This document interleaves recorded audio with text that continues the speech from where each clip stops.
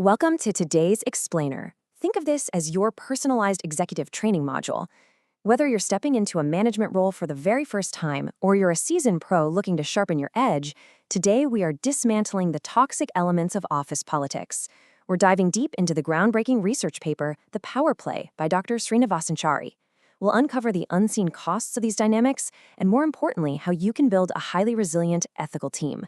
Let's get into it. Will you play the political game, or will you step up and truly lead? You know, as an executive coach, I constantly ask new managers this exact question. It sounds simple, right? But your choice here literally determines your team's ultimate success or failure. Far too often, we confuse political maneuvering with actual leadership. But the data, it shows us a wildly different reality.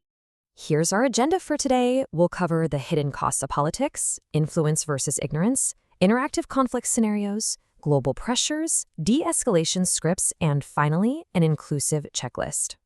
All right, let's jump right into part one, the hidden cost of politics.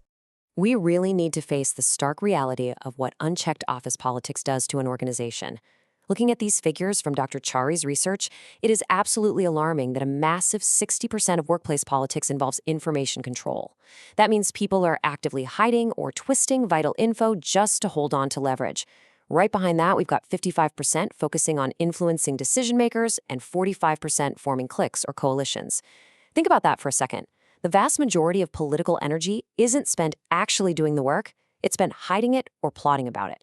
And here is the very real human cost of all that plotting. When you just let political maneuvering run rampant, you end up with this grim historical trend where burnout absolutely skyrocketed, peaking at a staggering 65% by 2023. I mean, if 65% of your workforce is burned out, they're not engaged, they're definitely not innovating, and your productivity, it absolutely craters. This is a direct, undeniable reflection of poor political management. Moving on to Section 2, Influence versus Leadership Ignorance.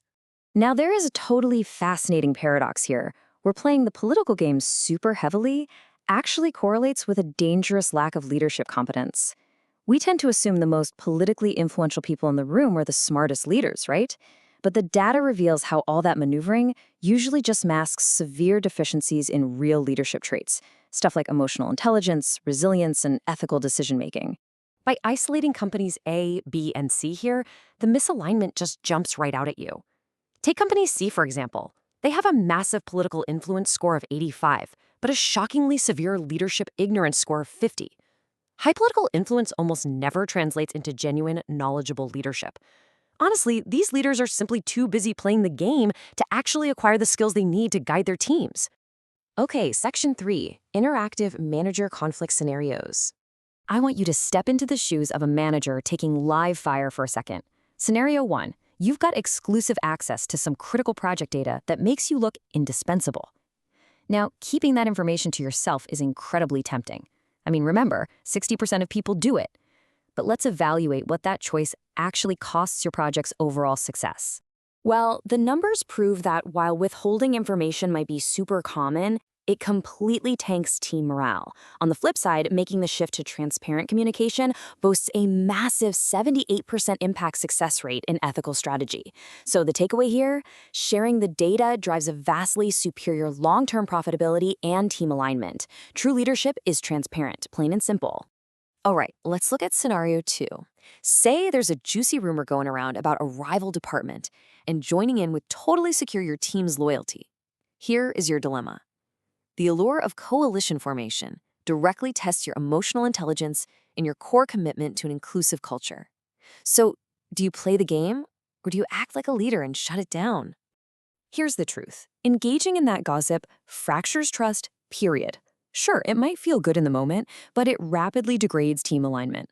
Whereas actively shutting it down and promoting inclusivity, that completely neutralizes the toxicity and has a proven 75% positive impact on organizational health. Ethical governance isn't just a nice-to-have, guys. It is a measurable competitive advantage. Let's transition to Section 4, Global Pressures and Ethical Governance. Let's pull back and look at the macro picture for a minute.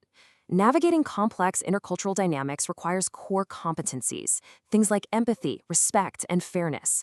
You simply cannot successfully lead a diverse modern workforce if you're relying on closed-door political games.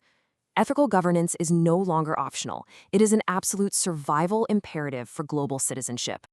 And when you throw in the very real pressures of international business corruption, along with the complex dynamics of resource-rich environments, managers are placed under immense stress. These global forces violently expose internal weaknesses. Leaders are literally forced to prioritize ethical behavior just to survive, and to stop political inefficiencies from tearing the whole organization apart from the inside out. Which brings us to Section 5, Scripts for De-Escalating Office Politics.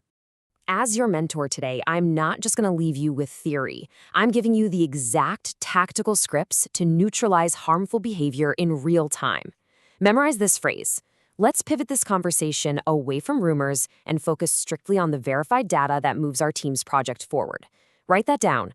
When gossip starts creeping into your meetings, use this to instantly de-escalate. Notice how it smoothly re-anchors your team to transparent, productive goals without personally attacking the speaker. It is incredibly effective. And here is your second script. I've noticed some key voices have been excluded from this decision. Let's pause to ensure we are fairly evaluating all perspectives. Use this specific phrasing to actively dismantle harmful coalitions and break down information silos.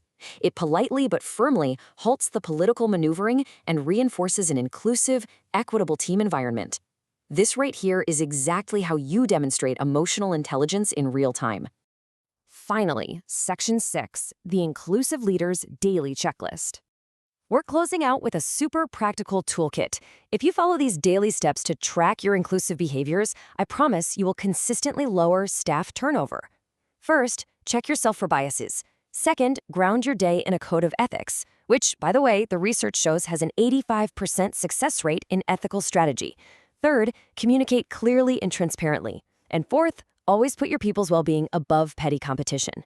Doing this protects your team from toxic political maneuvering every single day.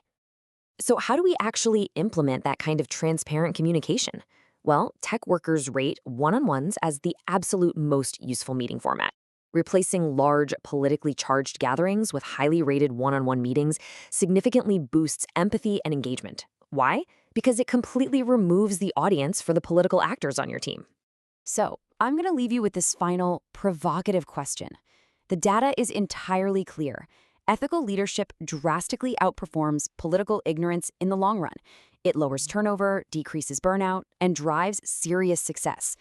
The choice of what kind of manager you will be, a forgettable political player or a highly profitable ethical leader, starts right now. So what legacy are you going to leave?